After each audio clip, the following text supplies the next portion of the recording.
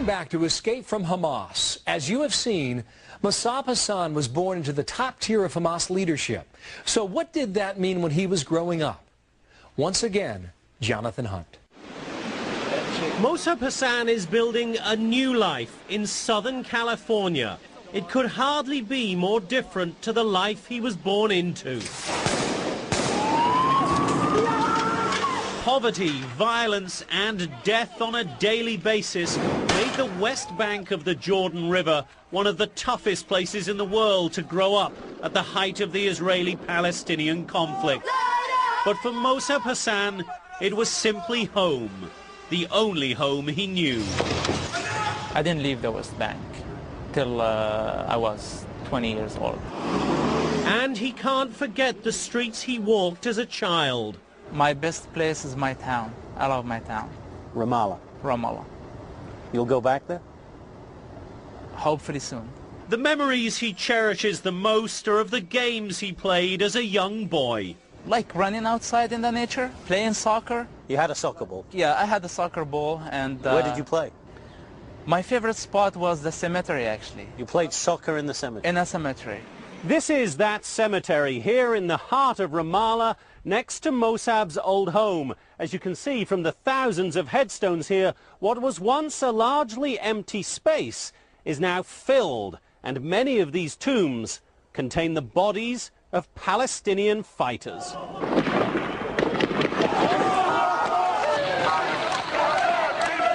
It was December 1987. The first intifada or uprising began.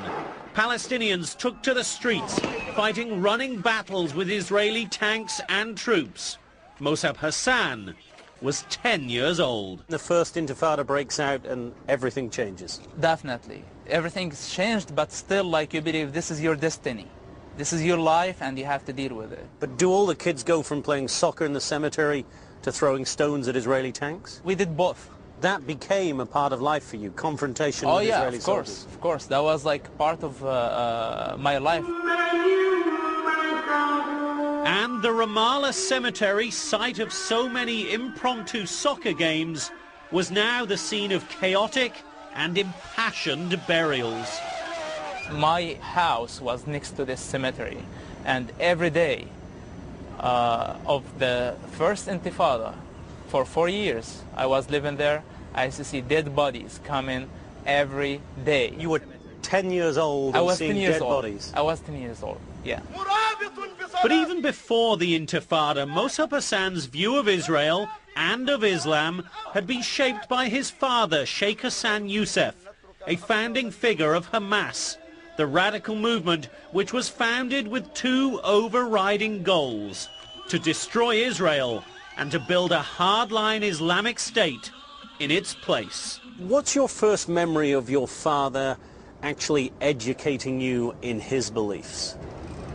My father had no time to sit down and teach me, but he used to take me with him everywhere he goes, to villages, refugee camps, cities, everywhere, preaching almost every day, several times.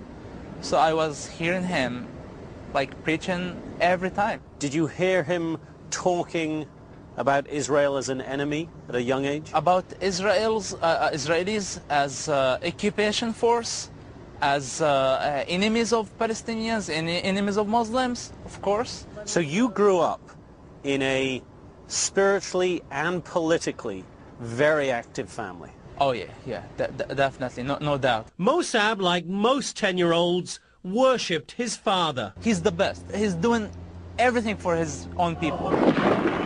But as the Intifada intensified, the Israelis came for Sheikh Hassan Youssef. The Israeli soldiers knocked our door, and they came into the house, asked, saw my father, asked for his name, and he said his name. That's it. They took him. They told us we're going to return him after 5 minutes. When did they return him? A year and a half later. Mossab Hassan claims that his father was never directly involved in any acts of terror. I know for sure that he doesn't have direct participating in this process, but he has indirect by praising suicide bombers. Through a series of interviews, I pressed Mossab Hassan on that claim. How can you convince someone that your father, again, as a leader of Hamas for many years, never signed off on a single suicide bombing, never had knowledge that a particular bomber was heading to Jerusalem or Tel Aviv at any particular time? I'm not saying that he's not responsible, by the way. I think everybody sits there and prays a suicide bomber is partner in this process. Because I know him on the personal level. He's not willing to carry explosive belt and go kill other people. I know this about him as a person. But is he able to send others to kill? He never sent somebody, not because he didn't want this to happen. Because the Hamas movement works in a very intelligent way. Political wing, military wing, security wing. So my father, for his position as a well-known leader and other Hamas leaders, they don't interfere with the military wing. Could that really be true? I didn't want to take just Mossab Hassan's word for it, but I couldn't ask his father directly because Sheikh Hassan Youssef is still in an Israeli prison and the authorities would not allow us to talk to him.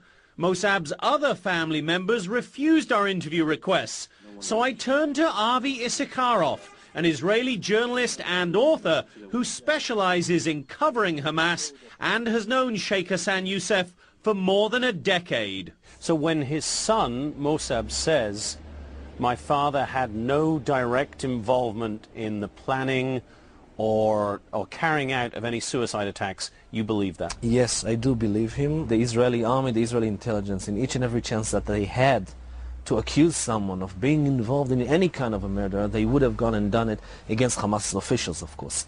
They didn't do it this time. The only accusation that they have against him is being a member or being a leader of Hamas. What, though, about Hamas's sort of collective responsibility?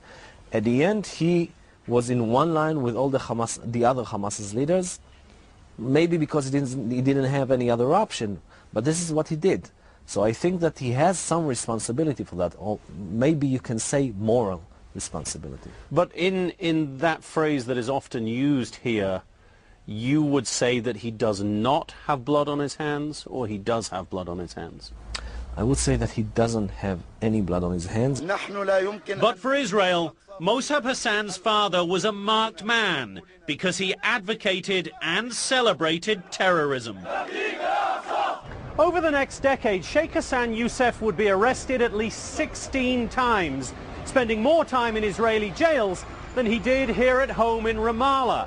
Mossab, meanwhile, was following in his father's footsteps, joining the Islamic youth movement and quickly rising to become a leader of that militant organization. And when Hamas began one of the most deadly wave of bombings Israel has ever seen, Israeli authorities thought Mossab Hassan might have blood on his hands. That's next.